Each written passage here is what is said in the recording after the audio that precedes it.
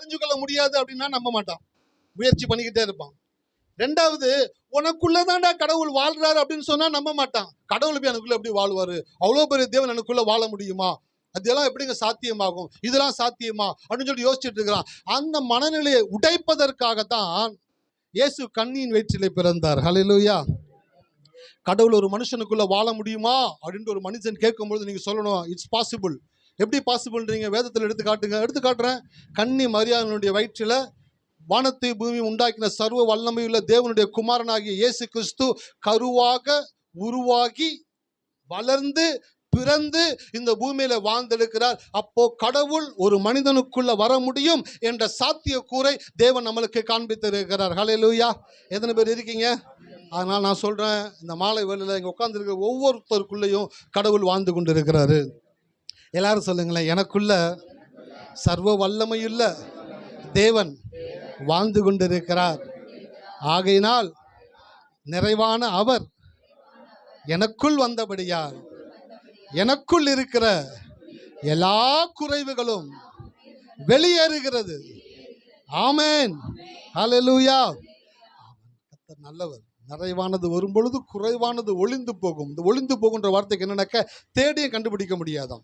எப்போ நீங்க திடமாய் தேவன் உங்களுக்குள் இருக்கிறான்றதை நம்புறீங்களோ அப்போதான் உங்களுடைய பிரச்சனைகளை தேடியும் உங்களால் கண்டுபிடிக்கவே முடியாது. ஏன்னாக்க அப்படி சர்வ வல்லமையுள்ள தேவன் உங்களுக்குள்ள வரும் பொழுது உங்களுடைய எல்லா விதமான பலவீனங்களும் நெருப்பில் பட்ட நூல் போல அருந்து போகக்கூடியதாக இருக்கிறது. ஆசிட் எத்தனை பேர் பார்த்துருக்கீங்க?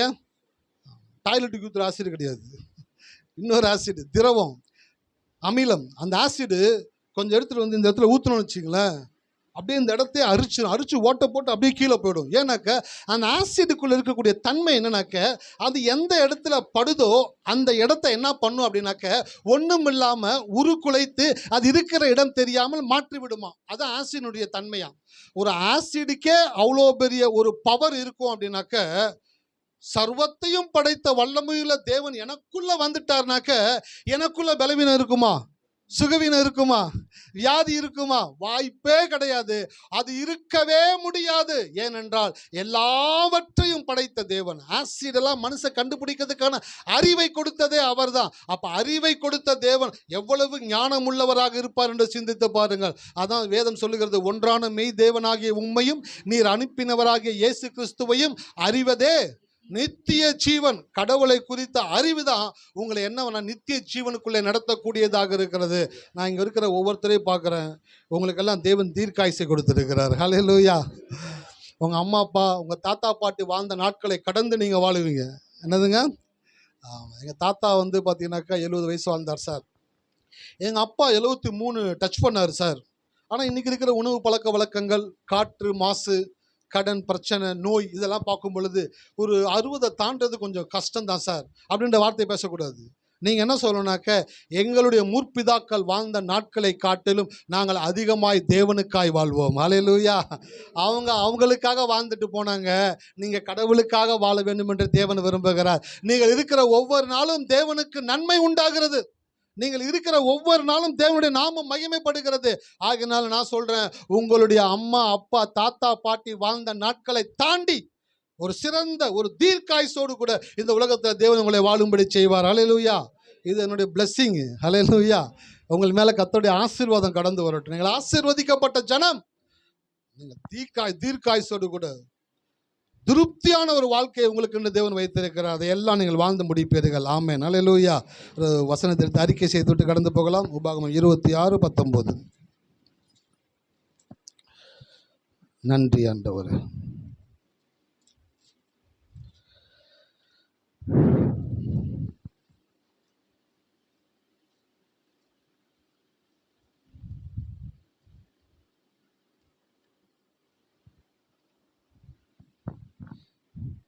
எல்லாரும் எடுத்துட்டீங்களா? நன்றி நன்றி நன்றி. ஓ மக்கு ஸ்தோத்திரங்கத்தால் ஸ்தோத்திரம். சேர்ந்து அறிக்கை செய்வோம். நான் உண்டு பண்ணின எல்லா சாதிகளை பார்க்கிலும் புகழ்ச்சியிலும் கீர்த்தியிலும் மகிமையிலும் உன்னை சிறந்திருக்கும்படி செய்வேன். ஆமென். நாம் அவரை பார்த்து சொல்ல போகிறோம். நீர் உண்டு பண்ணின எல்லா ஜாதிகளை பார்க்கிலும் புகழ்ச்சியிலும் கீர்த்தியிலும் மகிமையிலும் எங்களை சிறந்திருக்கும்படி செய்கிறதற்காய் ஸ்தோத்திரம் ஆண்டவரே. ஆமென். இந்த வாக்கு தத்தத்தின்படியே தேவன் உங்கள் ஒவ்வொருவரையும் மனதார ஆசீர்வதிப்பார் என்று நான் விசுவாசிக்கிறேன். இந்த வாக்கு தத்தத்துக்குரிய ஆசீர்வாதம் உங்கள் மேல் வந்து பலிக்கும்படி நான் விரும்புகிறேன். ஹல்லேலூயா. இந்த வாக்கு தத்தத்தை சொல்லும் பொழுது ஒரு காரியத்தை சொல்லிட்டு அப்படியே வார்த்தைகளை கடந்து போகிறேன். இருதயத்தில் கருவாகி உணர்வுகளால் உருவாகி உணர்ச்சிகளால் ஒலிப்பதே ஒளியின் வார்த்தைகள். எத்தனை பேர் கவனிக்கிறீங்க? இருதயத்தில் கருவாகி உணர்வுகளால் உருவாகி உணர்ச்சிகளால் ஒலிப்பதே ஒளிவுள்ள வார்த்தை. அப்படின்னாக்க கடவுளுடைய வார்த்தையை இருதயத்தில் வந்து கருவாக்கணுமா. ஒரு தாயின் வயிற்றில் ஒரு கரு எப்படி உருவாகுதோ அப்படி வார்த்தை இருதயத்தில் கருவாகணும். அப்படின்னாக்க அதை குறித்த ஒரு டீப் திங்கிங், அதை குறித்த ஒரு யோசனை, அதை குறித்த ஒரு நினைவு, அதை குறித்த ஒரு ஆசை, அதை குறித்த ஒரு எதிர்பார்ப்பு, அதுதான் கருவாகிறது. இருதயத்தில் கருவாகி உணர்வுகளால் உருவாகி, என்ன கருவாச்சோ அதை உணர்வுகளால் நீங்கள் கொண்டு வரணும். அது நடந்தா எப்படி இருக்கும், அது கிடைச்சா எப்படி இருக்கும், அது முடிஞ்சா எப்படி இருக்கும், அது என் வாழ்க்கையில் வந்து நடந்தா எப்படி இருக்கும், அதான் உணர்வுகள். அந்த உணர்வுகள் தான் அந்த கருவை என்ன ஆகுதுனாக்கா உருவாக்குது. மூன்றாவது, உணர்ச்சிகளால் ஒலிக்கும். அப்படின்னாக்க வார்த்தையை சொல்லும் பொழுது உணர்ச்சியோடு சொல்லணும். எப்படி சொல்லணுங்க? உணர்ச்சி. போடா எருமை மாடு, கோவமே வராது. எருமை மாடு, எருமை மாட்டுக்கே கோபம் வந்துடும். ரெண்டுமே வார்த்தை தான். ஆனால் உணர்ச்சி கொடுக்கும் பொழுது தான் அந்த வார்த்தைக்குள்ளே வந்து ஒரு தாக்கம் உண்டாகுது. அப்போது வாக்கு தத்தங்களை சொல்லும் பொழுது இருதயத்தில் கருவாகி உணர்வுகளால் உருவாகி உணர்ச்சிகளால் ஒலிக்கிற வார்த்தைகள் தான் ஒளிவுள்ள வார்த்தைகள். அதுதான் உருவாக்கக்கூடிய வார்த்தைகள். அப்போ கடவுளுடைய வார்த்தையை வேதத்தில் வீட்டில் படிக்கும் பொழுதும் இங்கே சொல்லும் பொழுதும் ஒரு பெரிய ஒரு எதிர்பார்ப்போடு கூட, ஒரு பெரிய ஒரு என்ஜாய்மெண்ட்டோடு கூட, ஒரு பெரிய உத்வேகத்தோடு கூட அந்த வார்த்தைகளை சொல்லும் பொழுது தான் அது உங்களுக்கு வேலை செய்யக்கூடியதாக இருக்கிறது. ஸோ ஒன்று சொல்லிட்டேன். ரெண்டாவது ஒன்று இருக்குது, இருளுள்ள வார்த்தை. அது எப்படிப்பட்டதுங்களா? இருதயத்தில் கருகி உணர்வுகளால் உருகி உணர்ச்சிகளால் கொப்பளிக்கும். இது ஒரு கேரக்டர் இருக்கிறாங்க. இருதயத்தில் கருகி அப்படின்னாக்க கெட்ட கெட்ட காரியங்களில் இருதயத்தில் என்ன பண்ணுறதுனாக்கா யோசிச்சு யோசிச்சு யோசிச்சு கருகி போயிருக்கும். இப்போ வீட்டில் என்ன பண்ணுறீங்கனாக்கா ஒரு பால் வைக்கிறீங்க, சூடு பண்ணுறீங்க, மறந்துட்டீங்க வச்சதை, என்ன ஆகும்? அது சொல்லுங்களேன், கறி பிடிச்சி போயிடும். அப்படியே ஹீட்டு பட்டு பட்டு பட்டு அந்த பால் என்ன இருங்க அப்படியே கடாயில் அந்த பால் பாத்திரத்தில் போட்டோம்னா கருகி போயிடும். அப்படி சில பேர் தவறான காரியங்களை இருதயத்தில் கருகுறாங்க, அப்படியே போட்டு கருகுறாங்க. அதான் 2 வாரத்துக்கு முன்னாடி ஒரு செய்தி எடுத்தேன், என்னால் கொடுக்க முடியல. மாம்சத்தின் கிரியைகள் உங்கள் உடலில் நோய் கிருமிகளை உருவாக்குகிறது, ஆவியின் கனிகள் உங்கள் உடலிலே ஆரோக்கியத்திற்கான சுரபிகளை சுரக்க செய்கிறது. ஹல்லேலூயா. எத்தனை பேர் இருக்கீங்க? கலாத்தியரில் எடுத்து வாசிச்சு பாருங்களேன். மாம்சத்தின் கிரியைகள் அப்படின்ற ஒரு லிஸ்ட் கொடுத்துருப்பாங்க. அதெல்லாம் உங்களுக்குள்ள இருந்துச்சு அப்படின்னாக்க நோயை தேடி நீங்கள் போக வேண்டியதில்லை, நோய் உங்களை தேடி வரும். உங்களுக்குள்ள உருவாக ஆரம்பிச்சிடும் நோய். மாம்சத்தின் கிரியைகள். ஆவியின் கனிகள் என்ன? அன்பு, சந்தோஷம், சமாதானம், இச்சையடக்கம், பொறுமை, நற்குணம், விசுவாசம். இதெல்லாம் உள்ளுக்கு வந்துச்சுன்னா என்ன உங்களுக்கு நோய் எதிர்ப்பு சுரபிகளை உங்களுடைய உடலில் சுரக்க செய்யக்கூடியதாக இருக்கிறது. அப்போ நான் சொல்றேன், இருதயத்தில் கருகி உணர்வுகளால் உருகி, சில பேர் பேசுறதை கேட்டீங்கன்னாக்கா நம்மளுக்கே ஒரு மாதிரி ஆயிடும். ச்சே, இவ்வளோ கஷ்டப்படுறாங்களே, இவ்வளோ வேதனைப்படுறாங்களே, இவ்வளவு பாடுகள் அனுபவிக்கிறாங்களே அப்படின்னாக்க இருதயத்தில் கருகி உணர்வுகளால் உருகி உணர்ச்சிகளால் கொப்பளிப்பாங்க. அப்படின்னாக்க என்னதுங்க? ரோட்டில் போகிறீங்க, ட்ரைனேஜ் நம்பிருச்சு, என்னாகும்? முட்டை விட்டுக்கிட்டே இருக்கும். ஏன்? உழுகுல கேஸ் அதிகமாக ஃபார்ம் ஆகிக்கிட்டே இருக்கு, கொப்பளிச்சுக்கிட்டே இருக்கும். அப்போ 2 விதமான கேரக்டர் இருக்கிற மக்கள் இருக்காங்க. இருதயத்தில் கருவாகி உணர்வுகளால் உருவாகி உணர்ச்சிகளால் ஒலிப்பது ஒளியின் வார்த்தை. இருதயத்தில் கருகி உணர்வுகளால் உருகி உணர்ச்சிகளால் கொப்பளிக்கிறது இருளுள்ள வார்த்தைகள். நீங்கள் என்ன வார்த்தைகளை யூஸ் பண்ணுறீங்கன்னு நினச்சிக்கோங்க. ஒன்று, உங்கள் உள்ளத்தில் உங்கள் இருதயத்தில் கருகி போயிருக்குதா? சில விஷயங்களை நினச்சி அப்படியே யோசிச்சு என்ன பண்ணுறீங்கன்னாக்கா கருகிறீங்க. சில விஷயங்கள் சில பேர்கிட்ட பேசிக்கிட்டே இருப்போம், சில பேர்கிட்ட மூஞ்சி மாறும். அப்போ என்ன சொல்லுவோம்? சொல்லுங்க, ஏதோ கருகிற மாதிரி வாசனை வருது. நம்ம பேசுறது யாரும் ஒருத்தருக்கு பிடிக்கல, அவங்க மூஞ்சி மாறும் போதே கண்டுபிடிச்சிடலாம் அங்கே ஏதோ தீஞ்ச ஸ்மெல்லு வருது அப்படின்ட்டு. அதே போல தான் நீங்கள் சில தேவையில்லாத காரியங்களை யோசிக்கும் பொழுது உங்களுடைய இருதயத்தில் கருகுது அப்படியே. அடுத்து உங்களுடைய உணர்வுகள் எல்லாம் உருகுது. அடுத்து உங்கள் உணர்ச்சிகள் எல்லாம் கொப்பளிக்குது. இப்படிப்பட்ட மனிதர்களாக இருந்தீங்கன்னாக்க வியாதியிலிருந்து சுகமாகவே முடியாது. ரெண்டாவது சொல்லப்பட்ட ஆட்கள் அப்படிப்பட்டவர்களாக இருக்கணும். இருதயத்தில் கருவாகணும். தேவனுடைய வார்த்தை எப்படிலாம் நடக்கும், கடவுள் எப்படிலாம் என்னை சுகமாக்குவார், கடவுள் எப்படிலாம் நன்மை பண்ணுவார், என்னை கடவுள் எப்படிலாம் ஆசீர்வதிப்பார், எப்படிலாம் என் குடும்பத்தை ஒன்றா வச்சிருப்பாரு, எப்படிலாம் என்னோட வருமானத்தை ஆசீர்வதிப்பார், இப்படிலாம் யோசிக்கிறீங்க பார்த்தீங்களா? இதுதான் இருதயத்தில் கருவாகிறது. உணர்ச்சிகளால் உருவாகி அப்படின்னாக்க வீட்டில் இருக்கிற கணவன் மனைவி பேசிக்கணும். என்ன பண்ண போகிறோமோ தெரியல அப்படி பேசக்கூடாது. கடவுள் நம்மளை ஆசீர்வதிக்கும் பொழுது என்னெல்லாம் மாற்றலாம், இந்த பொருள் வாங்கி இந்த இடத்துல வைக்கணும், அவங்களுக்கு அதை கொடுத்துடணும், அந்த பொருளை வாங்கணும், இந்த வீடை கொஞ்சம் ஆல்ட்ரேஷன் பண்ணணும், இந்த வீட்டிலேருந்து கொஞ்சம் பெரிய வீட்டுக்காக போகணும், பிள்ளைங்க பெருசாகிட்டாங்க, அப்போ என்ன பண்ணாக்க ஒரு 2-3 பெட்ரூம் இருக்க மாதிரி ஒரு வீடு பார்க்கணும், ஒரு லீஸுக்கு போகணும், இல்லை சொந்தமாக வாங்கணும். இப்படிப்பட்ட நல்ல நல்ல காரியங்களை உங்கள் வீட்டில் நீங்கள் பேசுகிறது தான் என்னன்னாக்க உங்களுக்குள்ள இருதயத்தில் கருவான வார்த்தைகளை உணர்வுகளால் உருவாக்கக்கூடியவர்களாக இருக்கிறீர்கள். ஹல்லேலூயா. எத்தனை பேர் இருக்கிறீங்க? வீடு சின்ன வீடாக இருக்குது, ஒரு பெட்ரூம் தான் இருக்குது, பசங்க பெருசாகிட்டு இருக்கிறாங்க, பரவாயில்ல நான் வேணால் வெளியே படுத்துக்கிறேன் அந்த மாதிரி பேசக்கூடாது. பெரிய தாராள பிரபு மாதிரிலாம் பேசக்கூடாது, தியாகி மாதிரிலாம் பேசக்கூடாது. அதெல்லாம் கிறிஸ்தவத்துக்கே ஒவ்வாத வார்த்தைகள். அட்ஜஸ்ட் பண்ணிட்டு வாழ்ந்துக்கிறேன், தேவையில்லை. கடவுளுடைய பிள்ளை எதுக்கு அட்ஜஸ்ட் பண்ணிட்டு வாழணும்? இடத்துக்கு ஏற்ற மாதிரி எக்ஸ்பேண்ட் பண்ணிகிட்டே போகணும், சொல்லிக்கிட்டே இருங்க. இருதயத்தில் கருவாகணும், உணர்வுகளால் என்னாகணும், உருவாகணும், உணர்ச்சிகளால் ஒலிக்கணும். பேசுகிற வார்த்தைகள் உணர்ச்சி உள்ள வார்த்தைகளாக பேசணும். கர்த்தர் நல்லவர், கர்த்தர் பெரியவர், கர்த்தர் நமக்கு தாராளமாக செய்யக்கூடியவர், நம்முடைய தலையை உயர்த்தக்கூடியவர், நம்மளை சுகமாக்கக்கூடியவர், நம்மளை வெற்றி பெற செய்யக்கூடியவர். அப்படி உணர்ச்சிகள் பொங்க பேசிக்கிட்டே இருக்கணும். பாருங்களேன், பிரசங்க சில பிரசங்க நோட் பண்ணி பார்த்துருக்கீங்களா? அப்படியே மைக்கை பிடிச்சாங்கன்னு வச்சுங்களேன், எனக்கு பிரியமான சகோதர சகோதரிகளே, 2 பேர் தூங்கிடுவாங்க. அதாவது கர்த்தர் ஒரு நாள் இன்னும் 2 பேர் தூங்கிடுவாங்க. இவங்க யாருனாக்கா உணர்ச்சியே இல்லாமல் பேசுகிற ஆட்கள். அவங்க என்னன்னாக்கா சரி கொடுத்துட்டாங்க சபையில் பிரசங்கம் பண்ணுறதுக்கு 1 hour பேசி ஆகணும், சரி ஏதாச்சும் ஒன்று பேசுவோம் அப்படின்ட்டு உணர்ச்சியே இல்லாமல் பேசிக்கிட்டு இருப்பாங்க. ஆனால் சில பேரை பார்த்துருக்கீங்களா? எனக்கு அண்ணன் பேர் வச்சுருக்கிறாங்க. என்ன பேர் வச்சுருக்காங்க? பிரசங்க பீரங்கின்னு சொல்லலை, பீரங்கின்றாரு. பிரசங்க பீரங்கி அப்படின்னா என்னதுங்க? மைக்கை கையில் எடுத்துட்டோம், அடுத்த 1.25 மணி நேரம் என்னதுங்க உங்களை போட்டு கடாயில் போட்டு பரட்டுற மாதிரி பரட்டி உங்களை உருட்டி உங்களை ஒரு மாதிரி பண்ணி கடவுள் செய்வாரா ரோட்டில் போகும்போது ஒரு பெரிய தைரியத்தோடு உங்களை போகக்கூடியவர்களாக மாற்றிடுவோம். ஏன்? 2மே வார்த்தை தான். உணர்ச்சி இல்லாத வார்த்தைகள் ஒரு மனிதனை உறங்க செய்யும், உணர்ச்சியுள்ள வார்த்தைகள் ஒரு மனிதனை உரம் கொள்ள செய்யும். ஹல்லேலூயா. எத்தனை பேர் இருக்கீங்க? அதனால தான் பேசும்பொழுது ஒரு பெரிய தைரியத்தோடு. இயேசு அப்படி தான் பேசினார். அந்த இயேசு அப்படி பேசுறதை கேட்டு தான் அவர் அம்மா எந்திரிச்சு நின்று உம்மை பெற்ற கர்ப்பம் பாக்கியம் உள்ளது. இயேசுடைய சவுண்டை விட அந்த அம்மாவுடைய சவுண்டு அதிகமாக இருக்குது. ஹல்லேலூயா. எத்தனை பேர் இருக்கீங்க?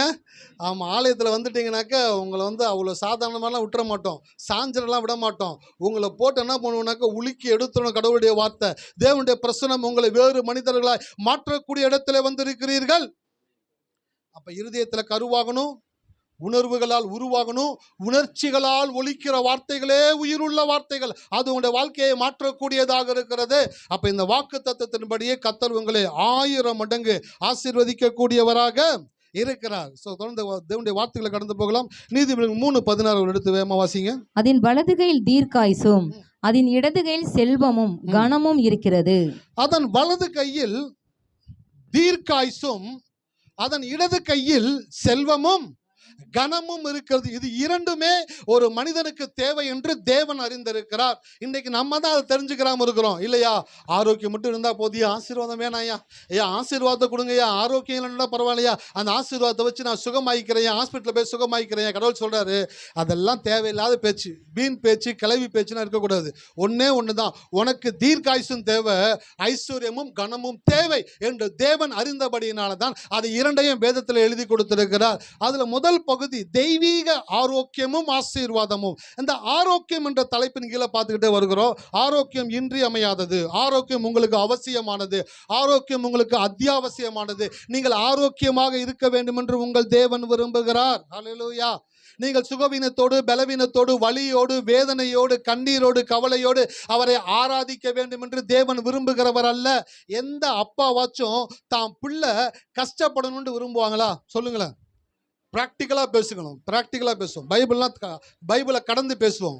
சில பேர் பைபிளுக்குள்ளே போயிட்டு தவறான காரியங்களை எடுத்து உட்காந்து பேசிக்கிட்டே இருப்பாங்க. பாருங்க, அந்த வியாதியில் பவுல் என்ன பண்ணார் பாருங்களேன். உன் பலவீனத்திலே என் பலன் பூர்ணமாய் விளங்குன்னு சொன்னாரு. அந்த பலவீனத்தோட பவுல் வாழ்ந்தாரு. சார், பவுல் தேவனை அறிந்து கொண்ட விதம் அவ்வளோதான். அதுதான் எண்டுன்னு கிடையாது. அந்த வல்லமை உள்ள சர்வ ஞானியாகிய தேவனை ஒரு மனிதன் எவ்வளவாய் அறிந்து கொள்ளுகிறானோ அவ்வளவாய் அவன் புதிதாக்கப்படக்கூடியவனாக இருக்கிறான். நான் சொல்றேன், என் பையன் வியாதியிலையும் கண்ணீர்லையும் கவலையிலையும் இருக்கிறத நான் ஒரு நொடி கூட விரும்ப மாட்டேன். அப்படி விரும்பினேனாக்கா நான் தகப்பனே இல்லை. அல்லேலூயா. அப்ப அப்பான்ற நான் என் பிள்ளை ஒரு நிமிஷம் கூட வலியை உணரக்கூடாதுன்ட்டு விரும்புறேன். நான் என்னை காட்டிலும் 1000 மடங்கு நல்லவர் தேவன். அவர் நீங்கள் சுகவீனத்திலும் பலவீனத்திலும் வியாதியிலும் இருக்க வேண்டும் என்பதை தேவன் விரும்புவாரா? ஹல்லேலூயா. ஒரே ஒரு கொஸ்டின் தான் உங்களுக்கு முன்பாக வைக்கிறேன். செய்தி முடிஞ்சிச்சு, நீங்க எந்திரிச்சு வீட்டுக்கு போகலாம். யோசிச்சுட்டே வீட்டுக்கு போனீங்கன்னாக்கா முடிஞ்சு போச்சு கதை. எங்க அப்பா நான் பலவீனமா இருக்கிறத விரும்ப மாட்டார்ன்றது எவ்வளவு உண்மையோ அதை விட 1000 மடங்கு உண்மையானது. கடவுள் தன்னை நம்புகிற மக்கள் ஒரு நொடி கூட வேதனையில் இருக்கக்கூடாது என்பதை அவர் விரும்பக்கூடியவராக இருக்கிறார். அதை எடுத்து சொல்றதுக்கு தான் சபை, அதை எடுத்து சொல்றதுக்கு தான் ஊழியக்காரன், அதை கேட்கறதுக்கு தான் நீங்க வந்திருக்கிறீங்க. நீங்கள் வந்த யாவரும் இந்த இடத்திலிருந்து போகும் பொழுது ஒரு தெய்வீக சுகத்தினால நிரப்பப்படும்படியாக தேவன் இன்றைக்கு உங்களை அழைத்து வந்திருக்கிறார். ஹல்லேலூயா. அப்ப தெய்வீக ஆரோக்கியத்திற்கு நீங்கள் யாருங்க? சொந்தக்காரர்கள். சொந்தக்காரங்க கிட்ட பேசிக்கிட்டு இருக்கிறேன். நீங்க அதற்கு ரொம்பவும் உரிய மக்களாக இருக்கிறீங்க. அதனால உங்ககிட்ட கடவுள் பேசும்படி சொல்லி இருக்கிறார். ஒரு வசனத்தை வாசிங்க. அதுல இருந்து இன்றைக்கு ஒரு காரியத்தை உலகத்துல காண்பித்துட்டு கடந்து போக போகிறேன். நீதிமொழிகள் 13:12. எல்லாரும் எடுத்துக்கங்க, நான் எடுத்துக்கிறேன். நான் சொன்ன பிற்பாடு வாசிங்க. நீதிமொழிகள் 13:12.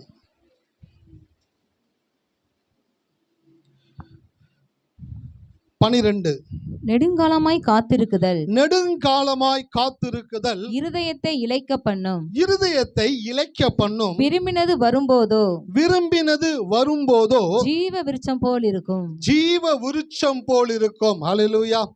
ஜீவ விருட்சம்ன்ற வார்த்தைக்கு என்ன அர்த்தம் கொடுக்குறாங்கன்னாக்க வேத வல்லுநர்கள், ஔஷதம் அப்படி என்றால் ஒரு மனிதன் சுகவீனத்திலும் பலவீனத்திலும் வியாதியில் இருக்கும் பொழுது அவனுக்கு கொடுக்கப்படுகிற சுகமாக்கும் மருந்து தான் ஜீவ விருட்சம் என்று மொழிபெயர்த்திருக்கிறார்கள். அப்போ ஜீவ விருட்சம்னு எங்கெல்லாம் வேதத்தில் வருதோ அதெல்லாம் என்னன்னாக்க சுகமாக்குகிற மருந்து.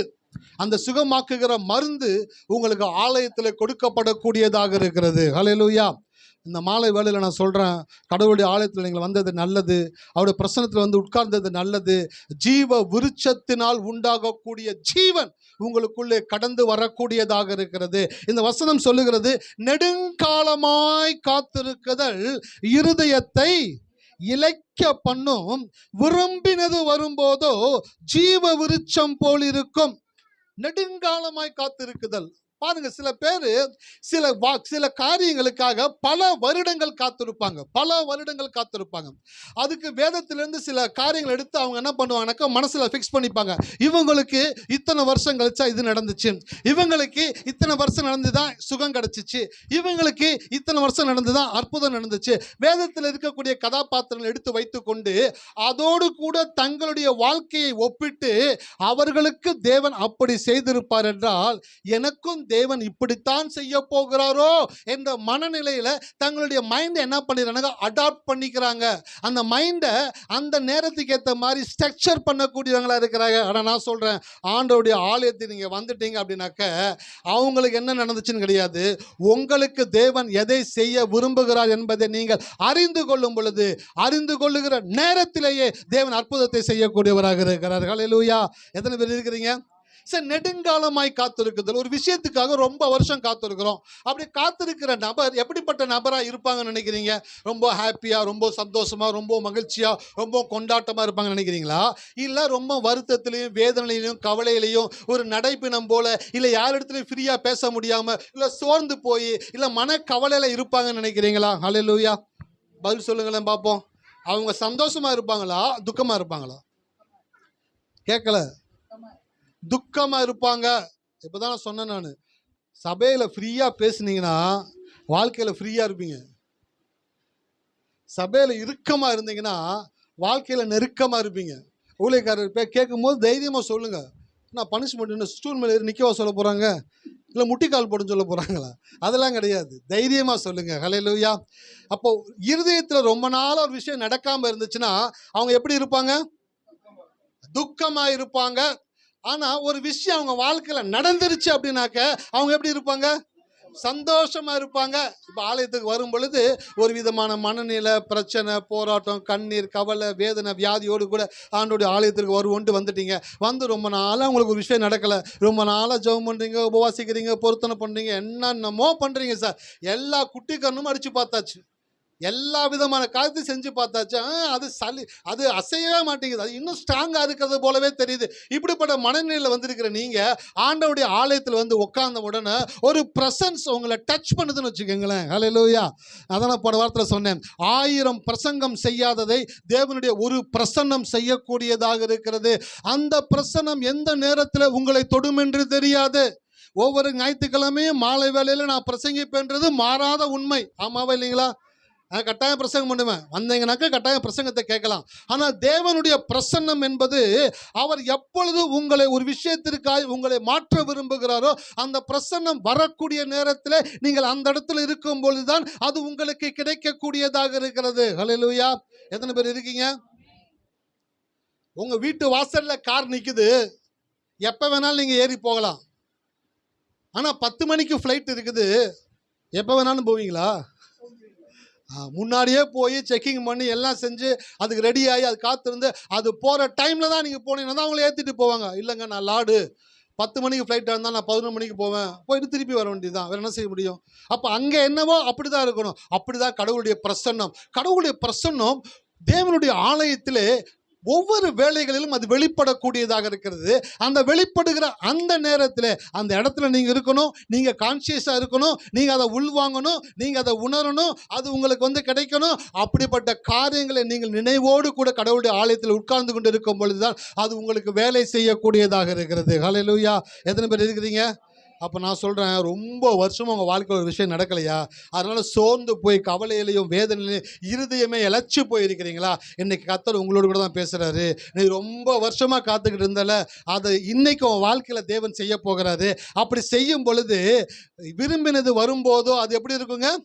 ஜீவ விருட்சம் போல் இருக்கும். அப்படி என்றால் சுகத்தை உங்களுக்கு கொடுக்க தேவன் விரும்ப உள்ளவராக இருக்கிறார். இந்த வசனத்தை படிக்கும் பொழுது இந்த வசனம் 2 பார்ட்டாக எழுதப்பட்டிருக்குது. 1 நடக்கலைன்னா ஒருத்தன் வாழ்க்கை எப்படி இருக்கும், 2 நடந்தா ஒருத்தன் வாழ்க்கை எப்படி இருக்கும்.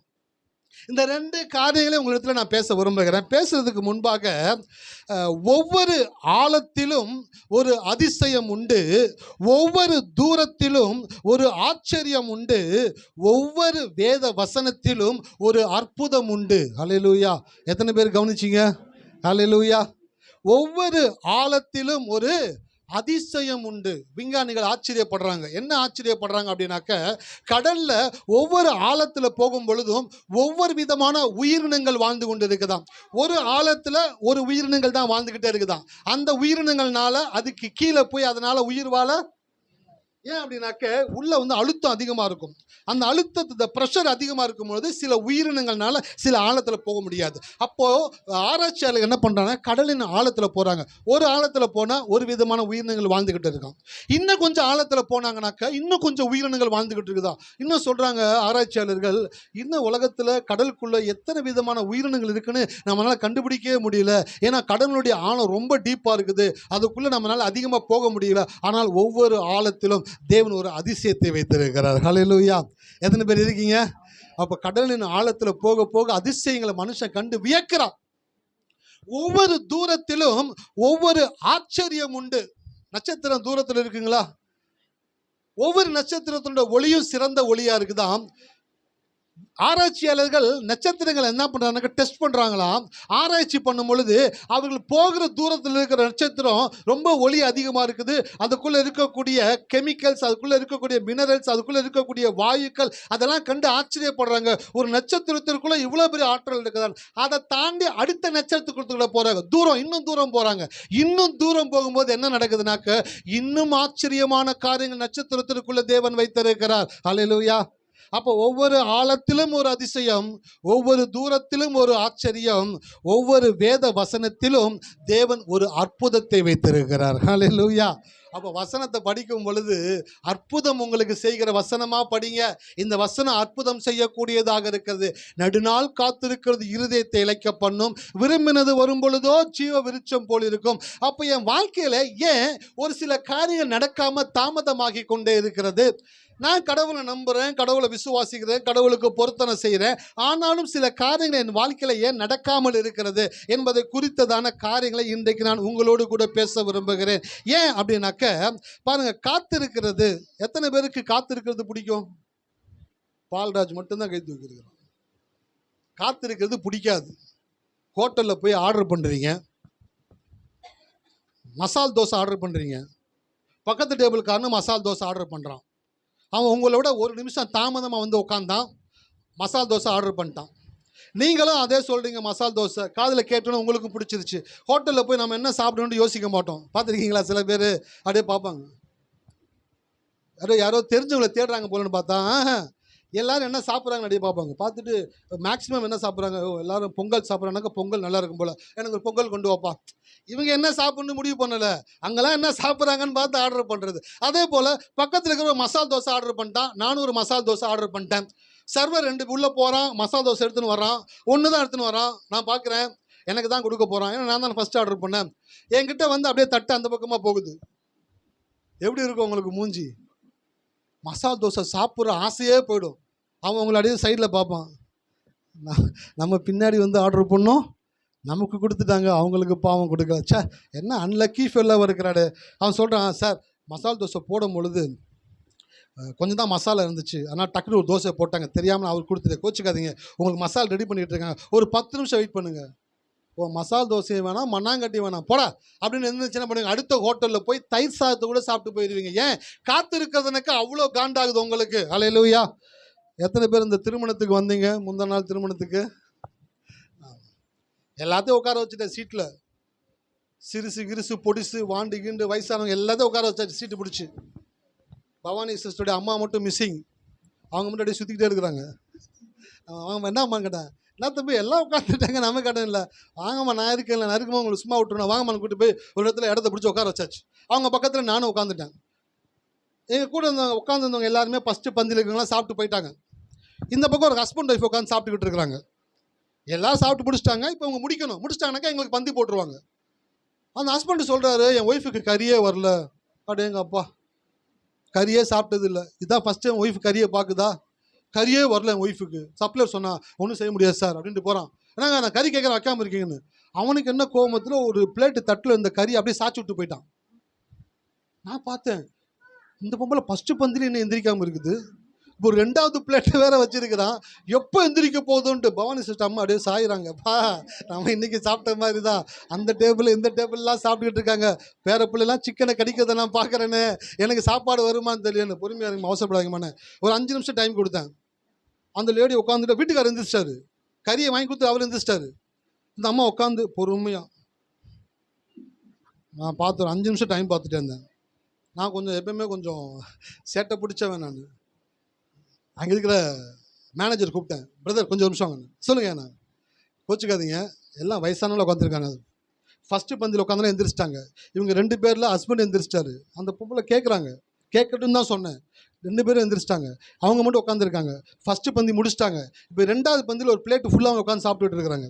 இவங்க சாப்பிட்டு முடிக்கிறதுக்கு எப்படின்னா இன்னும் 1/2 மணி நேரம் ஆகும். அது வரைக்கும் எங்களால் தாங்க முடியாது. நான் தாங்குவேன், வாலிப பையன், 20 வயசு தான் ஆகுது. இவங்கெல்லாம் பார்த்தீங்கன்னாக்கா 50-80ன்னு போய்கிட்டு இருக்காங்க. பசி தாங்கம்மா சார், 9 மணி ஆயிடுச்சு ஆல்ரெடி அப்படின்னு சொன்னேன். அவன் பார்த்தான், பிரதர் கோச்சிக்காம பிரதர், தம்பிங்க வாங்க எதனா க்ளீன் பண்ணுங்க, இப்போ இலை போடுங்க அப்படின்னா. அந்த சர்வர் சொல்கிறான், அண்ணா 2 பேர் சாப்பிட்டுட்டு இருக்காங்கண்ணே, தம்பி இலை போடுறியா இல்லை நான் போடவா அப்படின்னு. அவன் பார்த்தான், ஆனால் இவன் பயங்கர உச்சத்தில் இருக்கான் போலன்ட்டு கடகடன்ட்டு பிளேட்டை போட்டானுங்க, இலையை போட்டானுங்க, சாப்பாடை போட்டானுங்க. அது அம்மா சாப்பிட, நாங்களும் சாப்பிட ஆரம்பித்தோம். நாங்கள் முடிக்க போகிறதுக்கு 2 நிமிஷத்துக்கு முன்னாடி தான் அந்த அம்மா வந்து பாதி மன வலியோடு கூட எந்திரிக்கிறாங்க இதில் இருந்து. சே, ஃபுல் கறியை சாப்பிட முடியலையே அப்படின்னு சொல்லிட்டு நான் பார்த்தேன். ஒரு பொது இடத்துல ஒரு 1000 பேர் வந்துட்டு போகிற இடத்துல எப்படி டீசெண்டாக நடந்துக்கணும்னு கூட தெரியலையே. இவங்களாம் என்னத்தை கலாச்சாரத்தில் படித்து என்னத்தை வாழ போகிறாங்க? அவங்களாம் விட்டுருங்க, அதெல்லாம் திருந்தாத ஜென்மங்கன்னு வச்சுக்கோங்க. நான் சொல்கிறது என்னென்னா, அந்த அம்மா சாப்பிட்டு முடிக்கிற வரைக்கும் வெயிட் பண்ணியிருந்தானாக்கா என்ன சங்கதியாக இருக்குன்னு யோசிச்சு பாருங்கள். காத்திருக்க முடியுமா? ஒரு பந்தியில் போய் உட்காந்து சாப்பாட்டுக்கு காத்திருக்கிறதுக்கே நம்மளுக்கு உச்சமாகுதே. ஆனால் வாழ்க்கையில் பல வருடங்களாக சில காரியங்கள் நடக்காத பொழுது நீங்கள் அதை பொறுமையோடு கூட காத்திருக்கிறீர்கள் பார்த்தீர்களா? அதை தேவன் ஒரு நாளும் விரும்புகிறவர் அல்ல. ஹல்லேலூயா. சார், 5 நிமிஷம் பந்தி லேட்டானாலே எனக்கு கோபம் வருதுனாக்க, என்னை படைத்த தேவன் என் வாழ்க்கையில் வர வேண்டிய நன்மையான காரியங்கள் தாமதிக்கும் பொழுது அவர் கோபப்படாமல் இருப்பார் என்று நினைக்கிறீர்களா? கட்டாயமாக தேவன் கோபப்படுவார். சரி, கோபப்பட்டா செஞ்சுட்டு போயிட வேண்டியதானே. ஏன் செய்யாமல் இருக்கிறாரு? ஏன் செய்யாமல் இருக்கிறார்னாக்க, அவரை நம்புகிற மனிதர்கள் அவர் செய்யக்கூடியவர் என்ற நம்பிக்கையோடு கூட அவரை எதிர்பார்த்து காத்திருக்கும் பொழுது உங்களுடைய எதிர்பார்ப்பு தான் தேவன் உங்களுக்கு செய்ய வேண்டிய செயல்களை துரிதப்படுத்தக்கூடியதாக இருக்கிறது. ஹல்லேலூயா. எத்தனை பேர் இருக்கீங்க? வீட்டில் பையன் காலேஜுக்கு போயிட்டு பசியோட வர்றான், காலேஜில் சாப்பிடல, வீட்டுக்கு வர்றான். மம்மி சாப்பாடு ஏதாச்சும் இருக்கான்னு கேட்குறான். அம்மா கேட்குறாங்க, காலேஜில் சாப்பிடலையாடான்னு கேட்குறாங்க. அவன் சொல்கிறான், இல்லைம்மா நான் சாப்பிடலாமா அப்படின்னு சொல்கிறான். சரி, கொஞ்சம் வெயிட் பண்ணுறான், நான் ஏதாச்சும் டிஃபன் பண்ணி தரேன் அப்படின்றாங்க. இந்த பையன் வந்து பசி அடக்க முடியல. மம்மி என்னால் பசி தாங்க முடியல மம்மி, ரொம்ப பசிக்குது மம்மி அப்படின்னு சொன்ன உடனே மம்மி என்ன சொல்லுவாங்கனாக்க, 1/2 மணி நேரம் ஆகும், வெயிட் பண்ணு அப்படின்னு சொல்லுவாங்களா?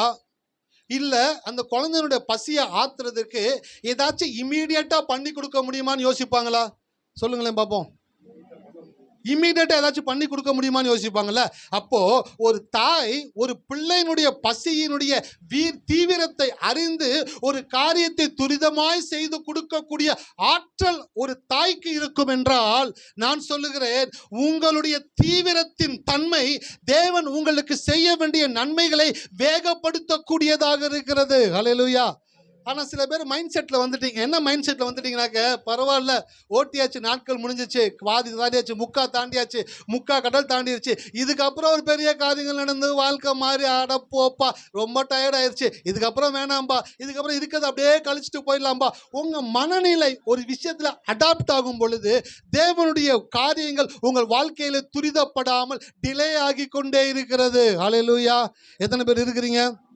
நான் சொல்கிறேன், உங்கள் மனம் புதிதாகிறதுனாலே இங்கே என்ன பண்ணுறோம்னாக்கா செலவை பண்ணுறோம். உங்கள் மைண்டை செலவை பண்ணுறோம். என்ன செலவை பண்ணுறோம்? நடக்காது, வராது, இந்த வியாதியிலே போக வேண்டியதா, அந்த கஷ்டத்திலே போக வேண்டியதா, அந்த குறையிலே போக வேண்டியதா, அப்படிப்பட்ட காரியங்களுடைய மனதிலிருந்து அழித்து விடுங்கள்.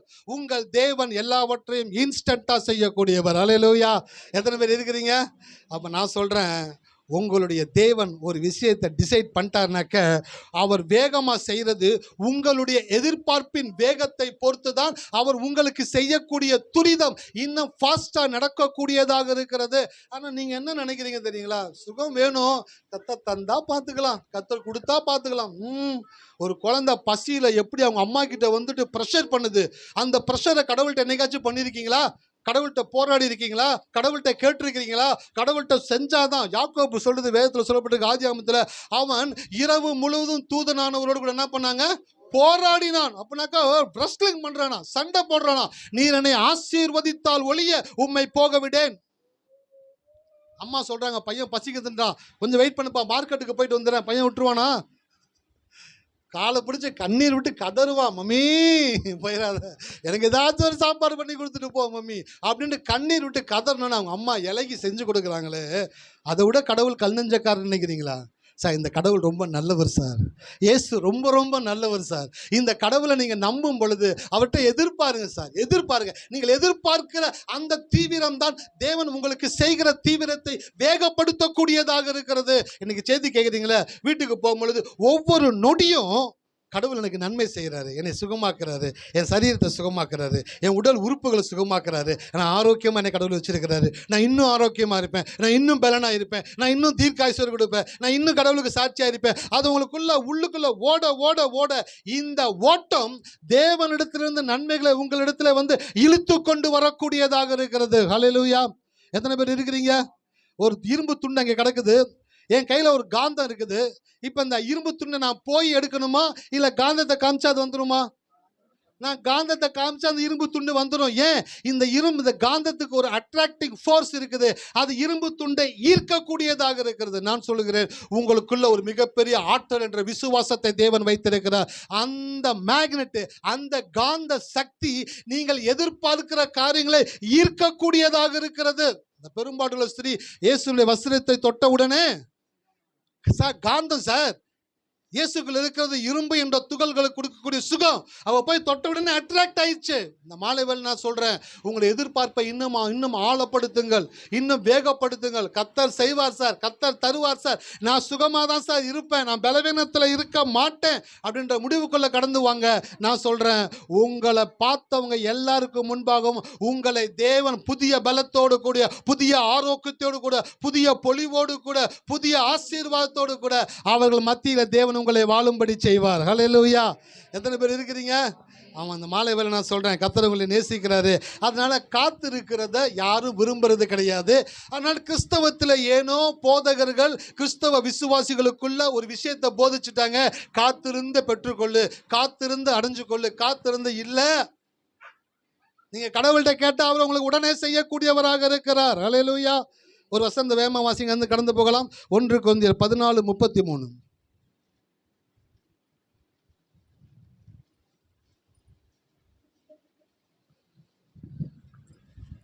தேவன் கலகத்திற்கு தேவனாய் இராமல் சமாதானத்திற்கு தேவனாய் இருக்கிறார். போதும். தேவன் கலகத்திற்கு, ஆமா, சமாதானத்திற்கு, ஆமா. நல்லா தெரிஞ்சுக்கங்க, உங்க மனசுல ஒரு விதமான கலக்கம் உண்டாகுது. எதை குறிச்சாச்சும் ஒரு கலக்கம் உண்டாகுது. எல்லாம் நல்லா தான் போய்கிட்டு இருக்கும்.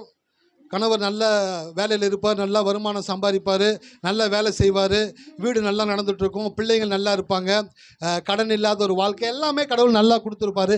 எல்லாமே இருக்கும் பொழுது கூட உங்களை அறியாமலே ஒரு விதமான கலக்கம் உங்கள் இருதயத்தில் உண்டாகும். பார்த்தீங்களா? அந்த கலக்கம் உண்டாகும் பொழுது நீங்கள் யோசிக்கணும், என் வாழ்க்கையில் கலக்கம் உண்டாகிறதுக்கான வாய்ப்பே கிடையாது. என் தேவன் கலகத்திற்கு தேவனாக இராமல் அவர் சமாதானத்திற்கு தேவனாக இருக்கிறபடினாலே கலகமும் என் வாழ்க்கையிலே என் தேவன் ஒரு நாளும் அனுமதிக்கிறவர் அல்ல. ஹல்லேலூயா. எத்தனை பேர் இருக்கிறீங்க? அப்போ நான் சொல்கிறேன், கலகம், சண்டை, சவுண்டு, அடிபுடி, இந்த மாதிரி காரியங்கள் வந்துச்சு அப்படின்னாலே கடவுள் அந்த இடத்துல இல்லைன்னு அர்த்தம். ஹல்லேலூயா. அப்போ கடவுள் இருந்தால் என்ன இருக்கும்? தேவன் கலகத்திற்கு தேவனாக இராமல் சமாதானத்திற்கு தேவனாக இருக்கிறார். அவர் இருக்கிற இடத்துல சமாதானம் இருக்கும் சார். வேதம் என்ன சொல்லுது தெரியுங்களா?